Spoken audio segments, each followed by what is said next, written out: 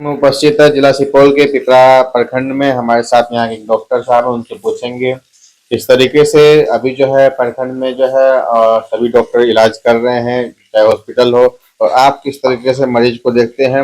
और अभी के समय में जब बारिश हो रहा है तो काफी डेंगू फैलने का जो है समस्या आ रहा है। इस तरीके से लोगों को इस समस्या से निजात पा सकते हैं, क्या क्या उनको जो है ख्याल रखना चाहिए।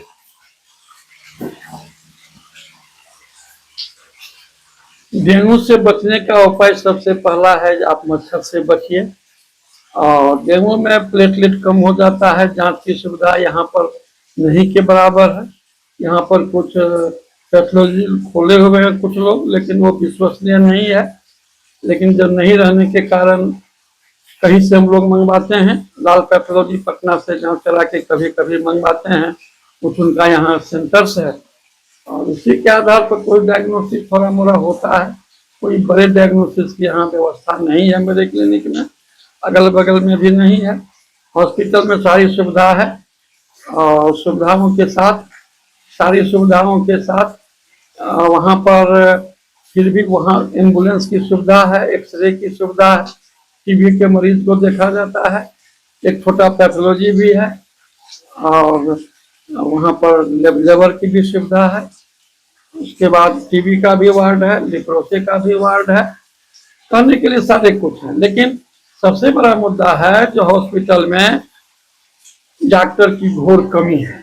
कमी का मतलब ये हुआ जो होम्योपैथी के डॉक्टर हैं, आयुर्वेद के डॉक्टर हैं और वो एलोपैथिक दवा लिख रहे हैं, ये अस्पताल की स्थिति है। तो थोड़ा यहाँ पर जब तक एलोपैथिक डॉक्टर्स नहीं आएंगे, और आठ गो 10 गो डॉक्टर में मात्र 2 गो डॉक्टर हैं एमबीबीएस, और इसी डॉक्टर से उसको थमा का भी काम चलाना पड़ता है, एडिशनल पीएचसी का और हटबरिया का। और हर जगह जाकर के हम देखा गया है तो प्रेस्क्रिप्शन कभी कभी देखते हैं तो आयुर्वेद का डॉक्टर एलोपैथ का दवा लिखते हैं, या तो कहाँ की कैसे वो लिखते हैं, किस आधार से लिखते हैं, ये तो मैं नहीं बता सकता। ये तो सिविल सर्जन साहब बताएंगे उनको कहाँ ट्रेनिंग दिया गया या नहीं दिया गया या नहीं लिख रहे हैं।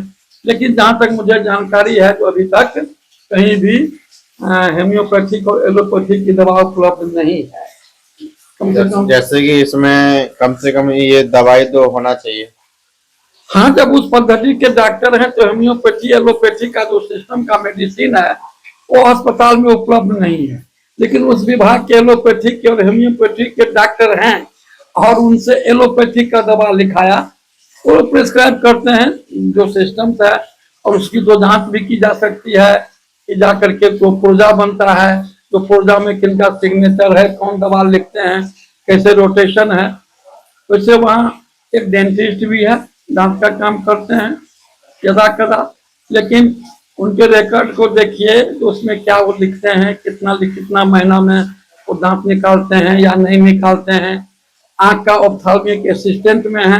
हाँ, ऑप्थेल्मिक असिस्टेंट का काम जितनी उनकी क्षमता है अनुसार हो रही है, वो कर रहे हैं। तीसरी बात है जो यहाँ पर फैमिली प्लानिंग के लिए कोई डॉक्टर उपलब्ध नहीं है। इस केस में अगर 1-2 केस आता है तो उसको लौटना पड़ता है मरीज को, क्योंकि इसको बाहर से डॉक्टर को बुला करके यहाँ पर परिवार नियोजन का ऑपरेशन करवाना पड़ता है। इसलिए पिपरा में मेरे समझ से एक सर्जन की आवश्यकता होती है जो कि जाके कम से कम मिनिमम फैमिली प्लानिंग का ऑपरेशन कर सकें। ये सब थोड़ी कमियां है। सुधार तो हुई है, इमरजेंसी में डॉक्टर तो रहते हैं, 24 घंटा रहते हैं, लेकिन वो डॉक्टर और होम्योपैथिक के डॉक्टर इमरजेंसी का क्या इलाज करेंगे ये तो मैं नहीं कर सकता हूँ। लेकिन उनसे अभी तो हो रहा है, पूरे जिले में हो रहा है, पता जैसा चला है। पिपरा भी उससे छूटा नहीं है। होम्योपैथिक आयुर्वेद के डॉक्टर जो है उनका इलाज कर रहे हैं। और सबसे बड़ी बात है, जब तक रोगी कल्याण समिति का वहां निर्माण नहीं होगा, इस विषय पर ऊपर के लोगों को जानकारी नहीं मिलेगी जब तक। इसलिए रोगी कल्याण समिति का गठन सबसे जरूरी है रोगी के कल्याण के लिए। और रोगी के कल्याण के जब अस्पताल खुलती है, जब उसका कोई समिति नहीं बनेगा तब तक जाकर के काम में पारदर्शिता और ज्यादा दिखेगी। अगर रोगी कल्याण समिति का निर्माण हो जाए वैसे तो करीब करीब जैसे मुझे पता चला है, जो हर पीएससी में रोगी कल्याण समिति का निर्माण हो चुका है, सिर्फ पिपरा को छोड़ करके हर जगह। तो अगर यहाँ भी रोगी कल्याण समिति का निर्माण होता है तो काम और भी अच्छा ढंग से होगा, क्योंकि उसको देखभाल करने के लिए कुछ लोकल बॉडी जाएंगे जो उसको देखेंगे। पता नहीं, 2 लोकल बॉडी तो है, उनको आप कर सकते हैं, प्रभारी साहब और बीडीओ साहब मिलकर के एक किसी सक्षम आदमी को जो इस विद्या से संबंधित है, अगर ऐसा लोग उपलब्ध होता है तो उनको रखा जाएगा। एक सामाजिक व्यक्ति और भी हो सकता है, जैसे उसका रूल्स, नया रूल्स आया है, अगर एक मेंबर का चुनाव प्रमुख साहब के सहयोग से उनके द्वारा नामित एक समिति का सदस्य कोई जाकर के उनका सदस्य रोगी कल्याण समिति का होगा, तो कम से कम जब तक पब्लिक सेक्टर के लोगों को वहां काम को देखने की भागीदारी नहीं मिलेगी, तब तक हमारे संबंध, हमारे समझ में बिना रोगी कल्याण समिति का अस्पताल को काम अच्छा ढंग से निगरानी को करने के लिए कुछ न कुछ कमियां रह ही जाएंगी। काम चलाना अलग बात है। अब किसी फंड का आपको खर्च करना है किसी फंड से, तो रोगी कल्याण समिति के आदेश के बिना आप फंड खर्च नहीं कर सकते हैं। अब कैसे खर्च करते हैं ये तो मैं नहीं जानता हूँ, या तो रोगी कल्याण का काम नहीं होता होगा, पैसा ज्यों का त्यों पड़ा होगा। और अगर काम ठीक से अगर कराना है तो रोगी कल्याण समिति का निर्माण होना चाहिए, ये मेरा निजी राय है, क्योंकि हम बहुत पहले उस अस्पताल में अपना योगदान दे चुके हैं। रोगी कल्याण समिति काम करती थी, इधर जाके कुछ दिनों से रोगी कल्याण समिति नहीं है, नए प्रभारी आए हैं और उनसे मेरा आग्रह होगा, मिलकर कभी बात भी करूंगा कि रोगी कल्याण समिति का निर्माण यथाशीघ्र करके और आम नागरिकों को उसका बेनिफिट दिया जाए। वैसे पहले से बातें बड़ी हैं। अब देखते हैं वहां के पुर्जा को, जब देखते हैं तो उसमें ब्लड प्रेशर लिखा रहता है, वेट लिखा रहता है, हाइट लिखा रहता है। जनरल एग्जामिनेशन में जरूर सुधार हुआ है, ऐसी बात नहीं है, लेकिन सिर्फ कमी है वहां पर एलोपैथिक के डॉक्टरों की और एक कम से कम फैमिली प्लानिंग सर्जन की, क्योंकि बाहर से आयातित करना पड़ता है, जिसमें कभी कभी मरीज को लौट भी जाना पड़ता है। और बाहर दूर दरार से लोग आते हैं और अस्पताल से सर्जन के अभाव में लोग कभी कभी लौट जाते हैं, बोलते हैं हम एक ऑपरेशन नहीं करेंगे, 2 है तो नहीं आएंगे। अब 1-2 ऑपरेशन करने के लिए बाहर से कोई डॉक्टर नहीं आना चाहेगा, क्योंकि जितना सर्जन को वहां से इंटेंसिव मिलता है उतना पैसा के लिए डॉक्टर सुपौल से आएगा, त्रिवेणीगंज से आएगा, इसलिए जाकर थोड़ी काम में व्यवधान होता है। इसलिए तय दिन में भी अगर लोग आते हैं, अगर मरीज एक आध रहता है उसको लौटना पड़ता है। इसलिए रोगी कल्याण समिति का निर्माण और एलोपैथिक डॉक्टर्स, एक सर्जन की जरूरत है। साफ सफाई की भी व्यवस्था अच्छी ही है, लेकिन उसमें और सुधार की जरूरत है।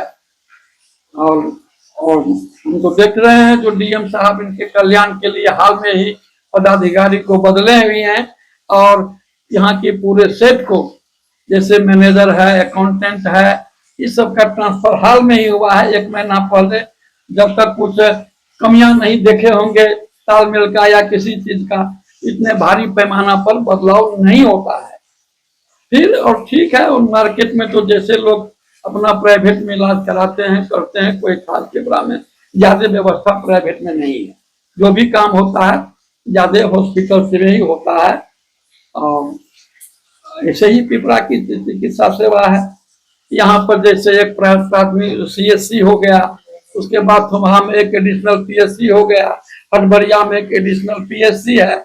इस तरह से 22 उप स्वास्थ्य केंद्र है और उसमें लगभग 150 एएनएम है, सब मिला करके मेरे अंदाज से मुमकिन नहीं है।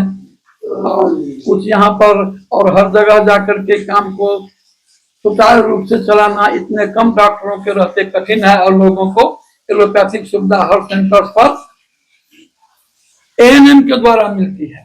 डॉक्टर्स का वहां ड्यूटी नहीं है। इसका कारण होगा जो डॉक्टर्स का गौरवाभाव होगा।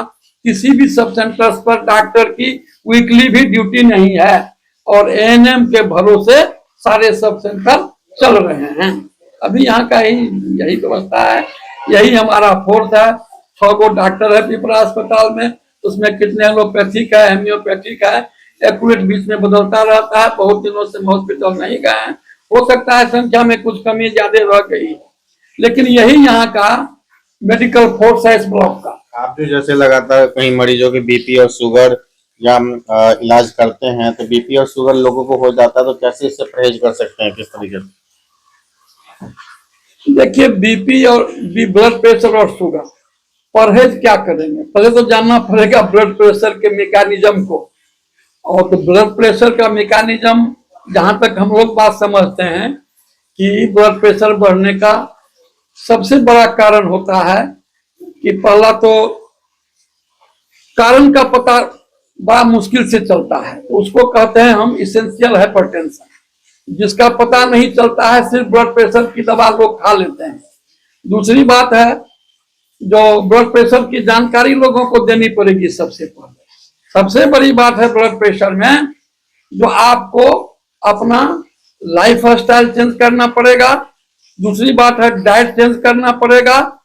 तीसरी बात है अपने मोटापा पर ख्याल करना पड़ेगा।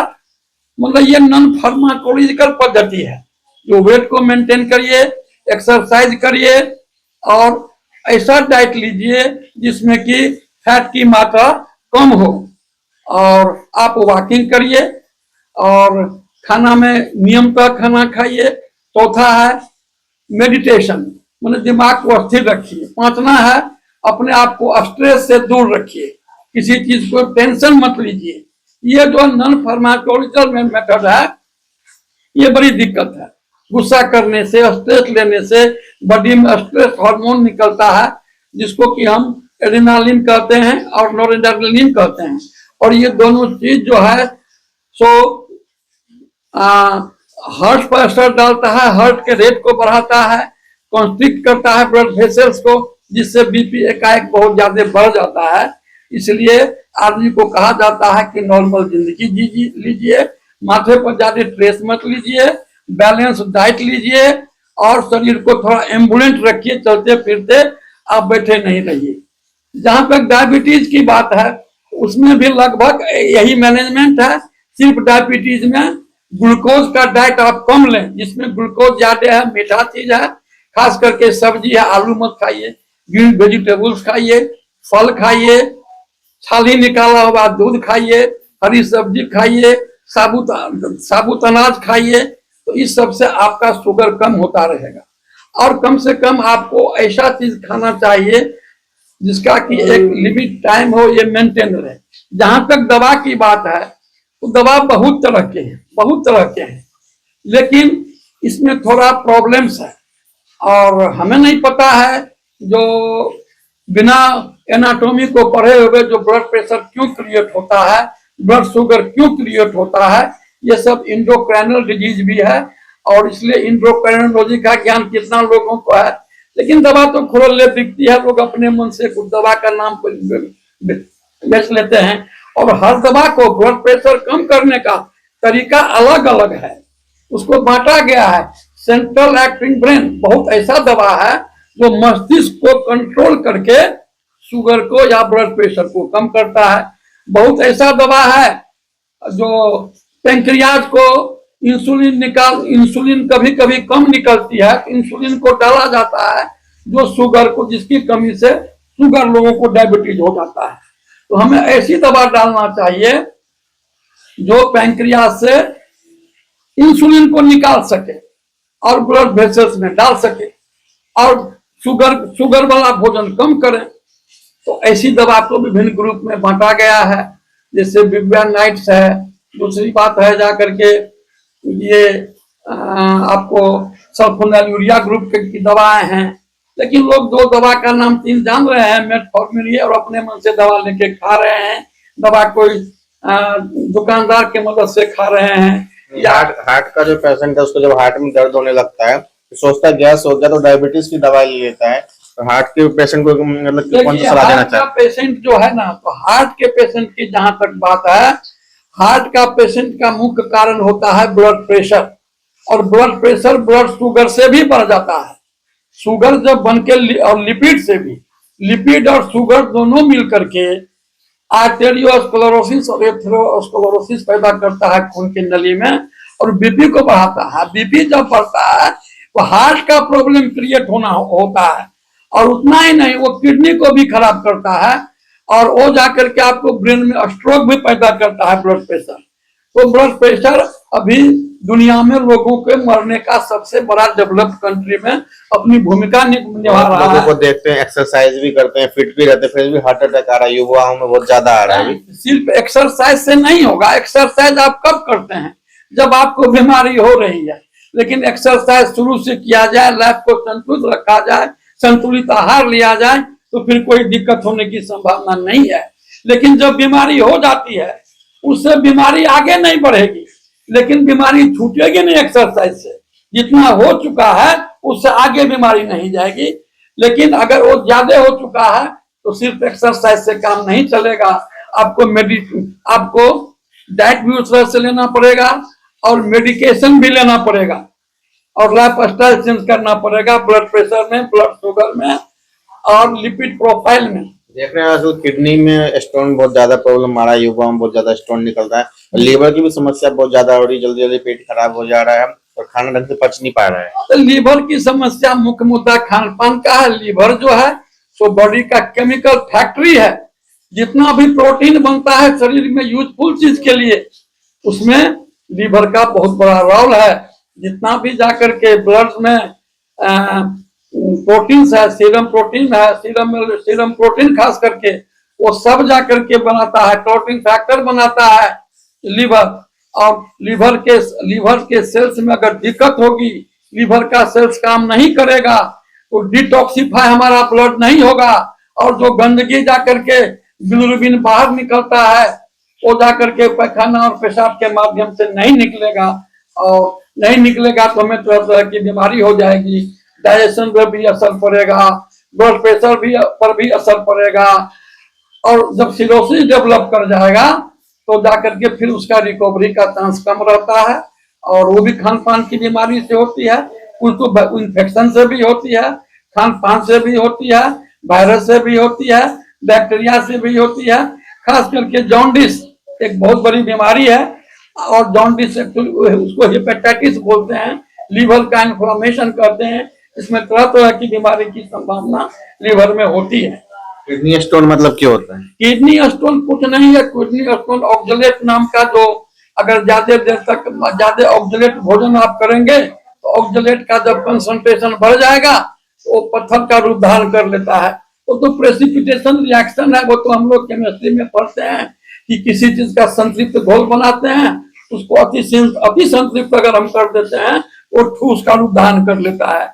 उसी तरह से कैल्शियम ऑक्सलेट का, या ऑक्सलेट पत्थर जो है, ऑक्सलेट नाम का जाकर के जो केमिकल्स है वो जमा होकर के पथरी का रूप धारण कर लेता है। और खास करके इसमें कुछ रोल्स है, जो कुछ ऐसा हमारा भोजन है जो पत्थर को तोड़ता है, कुछ भोजन पत्थर को बनाता है।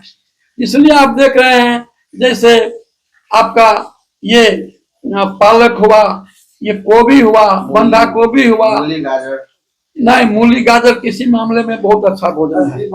हाँ, कदीमा भी खराब चीज है पत्थर के लिए, लेकिन हर चीज में कुछ अच्छाई भी है, बुराई भी है। लेकिन जो लोग किडनी प्रॉब्लम झेल रहे हैं ना, तो वहां पर इस चीज से परहेज करना चाहिए। और हमारा सलाद करेला डायबिटीज के लिए है, करेला डायबिटीज के लिए है। वो तो जब जाकर संतुलित भोजन के बारे में पूछिएगा, ये तो अभी थ्योरेटिकल बातें हुई, और प्रैक्टिकल बातें जब पूछिएगा कि क्या डाइट किस बीमारी में किसको लेना है नहीं लेना है, वो अलग बात है। करेला किसी बीमारी के लिए अच्छी है, किसी के लिए खराब भी है। इसी तरह से ये सब आयुर्वेद की दवा में करेला की गिनती होती है। एक जाकर के गुजरलत्ती आता है, अमरलत्ती आता है। सलाद के बारे में बताइए, कैसा सलाद लें? देखिए, सलाद का मुख्य रूप से मतलब है जिसमें फैट नहीं हो, तेल की नहीं हो। सलाद जो हम किसी फल को काटते हैं, सब्जी को, मूली को, गाजर को, टमाटर को, इसमें तीन चीज ऐसा है। अनानास आप देख रहे हैं, ये पत्थर को तोड़ेगा। प्याज, ये किडनी पत्थर को तोड़ेगा। प्याज और जाकर के उसके बाद टमाटर जो है वो पत्थर बनाता है। लेकिन सलाद ऐसा कंसेप्ट है, एक बनाने वाला है, एक तोड़ने वाला है।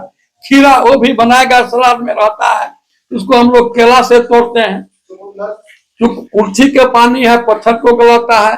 चुकंदर जाकर के आपका हेमोग्लोबिन को बढ़ाएगा, हेमोग्लोबिन को, ये सब सलाद का कंसेप्ट है। मुख्य कंसेप्ट यही है। बहुत लोगों को देखा है ज्यादा मसाले वाली चीज खाने से बवासीर हो जा रहा है। देखिए मसाला इंपॉर्टेंट चीज भी है और हार्मफुल चीज भी है। लंग्स के, फेफड़े की बीमारी के लिए, खांसी, सर्दी, ये सब चीज है ना, इसमें मसाला का लौंग, इलायची, दालचीनी, मिर्च, ये सब अच्छा चीज है। अगर खांसी सर्दी के लिए लोग काढ़ा बना के पीते हैं। लेकिन वही चीज अगर ज्यादा मात्रा में हम ले लेते हैं तो वो पेट को यहाँ से वहां जाकर के इरिटेट करता है। और कब्जियत कहीं पर अगर है तो म्यूकोसल लेयर को तोड़ करके ब्लड वेसल ऊपर आ जाता है, उसी को पाइल्स कहते हैं। और थायराइड, बहुत लोगों को थायराइड हो जाता है, ये क्या होता है? देखिए थायराइड ये गले की बीमारी है। गला में एक ग्लैंड होता है, जैसे इंडोक्राइन्स आप पढ़िएगा तो इंडोक्राइन्स में हाइपोथैलेमस एक मस्तिष्क का अंग है और हाइपोथैलेमस से एक मास्टर ग्लैंड बनाता है, पिट्यूटरी ग्लैंड।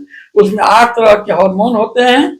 सेक्स हार्मोन होते हैं, एफएसएच होते हैं, एलेट होते हैं, एंड्रोजन होते हैं, प्रोलैक्टिन हार्मोन होते हैं और ये एसीटीएच होते हैं।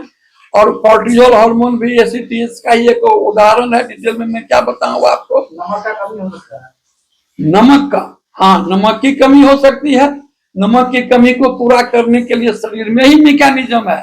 एक एडीएच हार्मोन होता है जो पानी के साथ साथ और हार्मोन्स है जो अगर पेशाब देखते होंगे कम पानी पीता है, लेकिन शरीर को पानी तो चाहिए, तो पेशाब से पानी को नहीं निकलने देता है, पानी को अब्जॉर्ब करता है।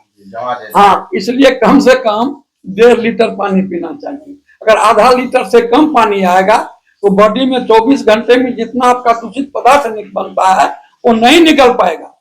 उसको निकालने के लिए कम से कम आधा लीटर पानी चाहिए। अगर आधा लीटर से कम पानी अगर आपको पेशाब होता है तो आप जाकर के कोलाइगुरिया की भी पेशेंट हो जा सकते हैं। अगर ज्यादा हुआ, 6 लीटर से ज्यादा पेशाब करते हैं, उसको भी हम लोग बीमारी कर 3.5 लीटर से, उसको हम लोग पॉलीयूरिया कहते हैं। वहां पर कितना हम पानी लेते हैं इस पर निर्भर करता है। पेट खराब रहता है। पेट खराब रहने का बहुत कारण है। बैक्टीरियल है, वायरल है, इंजाइमेटिक है, तरह तरह का ही पाचक रस से निकलता है, सक्कस इंटेरिकस निकलता है, बाइल निकलता है। अगर ये संतुलित रूप से नहीं निकलेगा तो भोजन नहीं पचेगा। आजकल देख रहे हैं युवाओं में जंक फूड बहुत ज्यादा खा रहे हैं, बर्गर, चाउमीन, समोसे वगैरह, तेल, ये सब बिल्कुल जितना भी जंक फूड है ये सब हमारे स्वास्थ्य को खराब करेगा। खास के लीवर पर इसका बहुत बड़ा असर है। और हमें डायबिटीज, ब्लड प्रेशर जो होता है, इसमें जंक फूड का सबसे बड़ा रोल है। अच्छा, ये जो अल्कोहल बहुत लोग पीते हैं, नशे का जो दारू वगैरह पीते हैं, किससे क्या क्या समस्या होता है लीवर में? देखिए दारू की बात है, शराब की बात है, लिमिट अमाउंट्स में पीने से हार्ट डिजीज को यह फायदा करता है। लिमिट अमाउंट में, थोड़ा हाँ, सिर्फ हार्ट को, उसका जाकर के अमेरिकन सोसाइटी जो है ना वो डील किया है। लेकिन अगर उस लीटर डोज से आप ज्यादा पीते हैं तो आपको लीवर को खराब करता है, आपके मस्तिष्क को खराब करता है, आपको स्ट्रेस लाएगा, डिमेंशिया की बीमारी। कैसे खराब करता है? लीवर सेल्स को डैमेज करता है। लीवर सेल्स में जाकर के उसमें वो तो इथाइल अल्कोहल है, अल्कोहल का वहां रिसेप्टर ऑर्गन है लीवर सेल्स पर, उसके भीतर में जाकर के जींस करता है। उस जींस से तरह तरह की बीमारियों का प्रोटीन पैदा होता है और जब उल्टी जाकर के उसको ऑटोक्राइन एक्शन हो करके लीवर सेल्स को डैमेज कर देता है। इतना ही नहीं, इसका असर आपको नर्व पर भी पड़ता है, ब्रेन पर। ब्रेन पर भी जाकर के आप लोग नहीं समझेंगे, वो सिनेप्टिक मेम्ब्रेन पे ये जाकर के स्ट्रेस हार्मोन को ज्यादा निकालता है। जब स्ट्रेस हार्मोन ज्यादा निकालेगा तो आदमी को तरह तरह की दिक्कत हो जाएगी। आपको फिर वही बीमारी, आपका ब्लड प्रेशर बढ़ जाएगा, आपका दिमाग काम नहीं करेगा, डेमेंशिया हो जाएगा, एमनेसिया हो जाएगा। ये तरह तरह की बीमारियां उससे पैदा होती है और अंत में जाकर के आदमी को कार्डियक रिमॉडलिंग होता है, उसमें फाइब्रोसिस का चांस रहता है, अनेक तरह की बीमारियां होती है। टीबी क्यों जाता है बहुत लोग को? टीबी होने की ये इन्फेक्टिव डिजीज है। ये एक ट्यूबरकुलस बैसिलस एक बैक्टीरिया होता है, माइकोबैक्टीरियम ट्यूबरकुलोसिस उस बैक्टीरिया का नाम है। वो गंदगी में फैलता है और वो सांस के माध्यम से फैलता है। अगर किसी आदमी को टीबी है, अगर वहां पर अगल बगल में उसके आप 6 फीट के अंदर रहिएगा तो सांस के माध्यम से उसमें जाएगा। और ये संक्रमित, ये कम्युनिकेबल डिजीज है, ये समाज को कम्युनिकेबल करता है। और हेल्थ पर इसका बुरा असर इतना पड़ा है कि अभी गवर्नमेंट ने RNTC प्रोग्राम निकाला है, जिसके माध्यम से टीबी को आप इरेडिकेट नहीं कर सकते हैं, करने का गवर्नमेंट का योजना है। जहां पे मेरा अनुभव है, इसके मॉनिटरिंग में अभी कमी है। सरकार बहुत कोशिश कर रही है, टीबी को खत्म करने के लिए बहुत सारे उपाय किए जा रहे हैं। दवा भी अस्पताल में भेजा रहा है, प्राइवेट ने भी डॉक्टर साहब उनको भी कहा जा रहा है ऐसे पेशेंट को भेजिए, हम डॉक्टर को भी इंसेंटिव देंगे, प्राइवेट डॉक्टर को, और सरकार उसको दवा देगी। उतना ही नहीं, उसको प्रति महीना भोजन करने के लिए पैसे की व्यवस्था है, पौष्टिक आहार के लिए। तो टीबी पर अभी सरकार का, लिप्रोसिस दोनों पर बहुत बड़ा फोकस है अभी गवर्नमेंट का, और ऐसा ये चल रहा है। पॉल्यूशन जो इतना ज्यादा फैल रहा है तो मास्क लगा के भी घूमना चाहिए, धूल मिट्टी बहुत ज्यादा है। मास्क लगाकर तो हमेशा घूमना ही चाहिए, लेकिन खास करके जाकर के जो दमा का पेशेंट है उसको तो लेना ही चाहिए, क्योंकि आप जो कम्युनिकेबल डिजीज है, टीबी का पेशेंट है, अगर मास्क लगा के उसको देखना चाहिए और उसको मास्क पहनना भी चाहिए, जिससे कि टीबी का कीड़ा उससे दूसरे में नहीं फैले और दूसरे का उसमें भी नहीं जाए। और भी बहुत सारे एलर्जेंस हैं हवा में, जिसके कारण हमारा फेफड़ा सिकुड़ जाता है, फेफड़े की नलियां, और सांस लेने में कठिनाई होती है, उसी को हम आजमा कहते हैं। इसीलिए मास्क से बचाव है, मास्क बहुत बीमारी का बचाव है, और इससे हमें बचना चाहिए और मैक्सिमम कोशिश करना चाहिए जो हम मास्क का बचाव करें। युवाओं में देख रहे हैं आजकल स्पर्म काउंट की बहुत कमी हो रही है, जिससे लेडीज को प्रेगनेंसी में दिक्कत आता है। देखिए, प्रेगनेंसी में कमी आने का मतलब दोनों हो सकता है। जब तक महिला से स्पर्म और महिला से ओवम और पुरुष का स्पर्म नहीं मिलेगा, या तो ओवम बनने में गड़बड़ी है या स्पर्म बनने में कमी है, ये दोनों को देखना होगा। और ज्यादा एज में शादी करने से भी इसमें कमी आती है, कारण 100% पता नहीं चल पाया है। जांच के बाद पता चला है कि दोनों आदमी बिल्कुल ठीक है, लेकिन फिर भी नहीं होता है। अब स्पर्म क्यों बनता है, कैसे बनता है, कौन हार्मोन काम करता है, ये मेडिकल साइंस की चीज है, ये बोलने की चीज मीडिया में नहीं है। ओवम कैसे बनता है, क्या क्या इफेक्ट होता है, फिर जाकर के दोनों में मिलना चाहिए। अगर गैप हो जाएगा बीच में, दोनों आपस में मिल नहीं पाएगा, एनाटॉमी में गड़बड़ी हो जाएगी, फिर वहां नहीं होगा। आज तो इतने सारे जो केमिकल हर चीज में आ गए, सेब से लेकर केला में, हर जगह फल फ्रूट में केमिकल तो मिला ही हुआ। किस तरह का खाना खाए घर में सुबह शाम तक? देखिए, इसके लिए सरकार ने योजना बनाई है। 2 तरह की कीमत है। एक है आपको खेती की जाती है जो गोबर के खाद से बनाया जाता है, उसको ऑर्गेनिक खेती कहते हैं, जिसमें केमिकल्स का प्रयोग नहीं होता है। आप देखिएगा ऑर्गेनिक फूड्स का सिस्टम जो है ना, उसका कीमत 2 गुना 4 गुना देती है। देखते हैं कीड़े मारने की दवाई डालते हैं, पानी में जो भी दवा डालते हैं, दवा का असर तो कीड़ा तो मर जाता है, वो छोटा कीड़ा है, मरता तो भी है, जीव मरता है। लेकिन हम बड़े कीड़े हैं, कीड़े तो हम भी हैं, तो थोड़ा मोड़ा असर, हम देर से मरेंगे लेकिन उससे हम भी मरेंगे। कोई न कोई चीज हमारा रंग खराब होगा, तो पेस्टिसाइड है, लेकिन वो छोटा जीव है तो जल्दी मर जाता है, और बहुत यूज करते करते हमको भी मारेगा वो तो जाकर किलर है। हर चीज में तो केमिकल यूज हो ही रहा है। बिल्कुल, चावल आटा में, हर आदमी का आयु 70 वर्ष एवरेज होता है। आप जितना केमिकल्स का यूज करेंगे उस हिसाब से आपका एज 2 दिन 4 दिन 6 महीना साल भर जितना जीना चाहिए उससे आप कम, लाइफ स्पैन आपका कम होगा। केमिकल से कैसे बच सकते हैं? हर चीज में केमिकल यूज होता है। केमिकल से बचने का ऑर्गेनिक खेती करिए, अपने से घर पे खाना बना के खाइए, होटल में मत खाइए, कहीं जाते हैं अपना टिफिन ले जाइए और शुद्ध जल पीजिए। शुद्ध जल पीने के आजकल बहुत सारा अमृत जल है, बहुत सारी योजनाएं हैं, और यही तो है। अगर भोजन जाकर के शुद्ध आप नहीं खाइएगा तो आपका लाइफ तो घटेगा ही। और अभी भी देखते हैं लोग स्टील के थाली में खाते हैं, ज्यादा लोग खाते हैं, लेकिन वहां भी कुछ न कुछ ड्रॉबैक्स है, उसमें नींबू डाल के खाते हैं, नींबू से रिएक्शन होता है स्टील का, और कुछ न कुछ। इसलिए पुरानी जो हमारी पद्धति बर्तन की खाने की थी, बर्तन में बनाने की थी, तांबा का बर्तन होता था, कैसा पीतल का होता था, उसमें जो भोजन बनेगा वो ज्यादा शुद्ध होगा। मिट्टी में बना के खाइएगा तो दैट इज मोर ब्यूटीफुल। लेकिन खपड़ी में रोटी बनाते थे पहले। जरूर खाइए, अभी भी रोस्टेड चीज आप खाइए, तेल घी में छना हुआ आप आलू का चोखा उबाल के खाते हैं, फिर उसको आलू में पका करके आप खाइए, रोस्टेड, उसको रोस्टिंग कहा जाता है। तो रोस्टिंग पद्धति से खाइए, तेल की जरूरत नहीं पड़ेगी। आप तेल के बदले नींबू खाइए। अभी तो सिंघाड़ा भी बन रहा है, इडली भी बन रहा है, सांभर भी बन रहा है, बिना तेल घी के बन रहा है। उबाल करके पानी में आप प्रोसेस देखिए इडली बनाने का, आप प्रोसेस देखिए जा करके। पहले याद करिए, पहले हम लोग पहले कभी मरवा गांव घर में खाता था हिंदुस्तान में, कभी जाकर के बाजरा का रोटी खाता था, तो आदमी ज्यादा स्वस्थ था, क्योंकि उस समय कब्जियत की बीमारी नहीं थी। अब इतना महीन छोटा छोटा अनाज कर दिया है जो आंख से वो चिपक जाता है और कॉन्स्टिपेशन कॉज कर रहा है। और जब कॉन्स्टिपेशन कॉज करेगा तो अनेक तरह की बीमारी का कॉन्स्टिपेशन एक कारण बन जाता है। धीरे धीरे आंख को काम करना बंद कर देता है।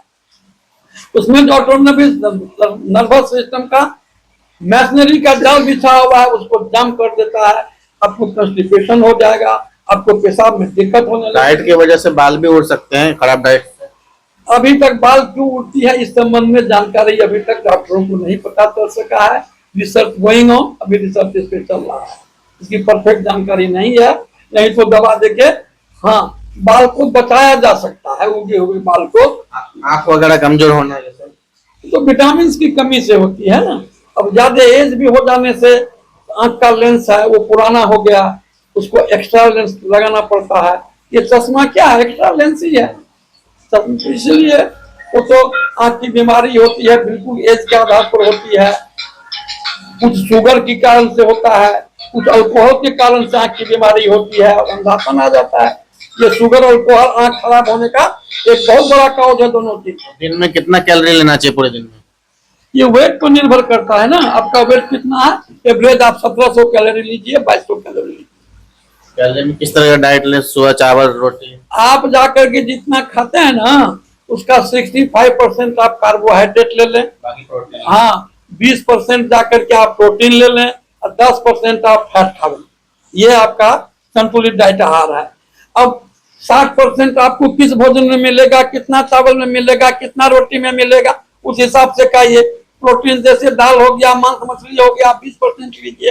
तेल की 10% हो जाकर के आपका ये है क्या कहते हैं फैट हो गया। यही carbohydrate protein fat main food है। उसके पास कुछ लवंश भी है, जैसे कैल्शियम, सोडियम, पोटासियम, जिंक, ये सब अलग भोजन है। वाटर भी कितना लेना चाहिए, वाटर भी बैलेंस डाइट में आ जाएगा। तो ये carbohydrate, protein, fat, essential amino acid और इसेंशियल एलिमेंट सब जो है। कौन सा जूस फायदेमंद रहता है? जूस वगैरह? हाँ तो जूस में यही तत्व रहता है ना। अब जूस में है फिर वही मैटर आ गई, जूस को प्रिजर्व करने के लिए उसमें केमिकल्स मिलाया जाता है। तो फिर तो केमिकल हम लेते हैं। फ्रूट लीजिए, घर में अपने से जूस बनाइए, उसको खाइए, कोई दिक्कत नहीं है। आपका पूरा नाम? डॉक्टर विभूति भूषण सिंह। ये तो हमारे साथ विभूति जी ने साफ साफ बताया कि जितने भी जिला में हॉस्पिटल है सभी में जितने डॉक्टर रहना चाहिए उतने डॉक्टर नहीं रहते। जो इंतजाम होना चाहिए वो इंतजाम प्रॉपर नहीं रहता। जनता यहाँ परेशान रहती है। बाकी तमाम तरह की बीमारियों से कैसे बचाव करना है वो भी आपने समझ लिया होगा। जरा सुपौल से रंजन जायसवाल की रिपोर्ट।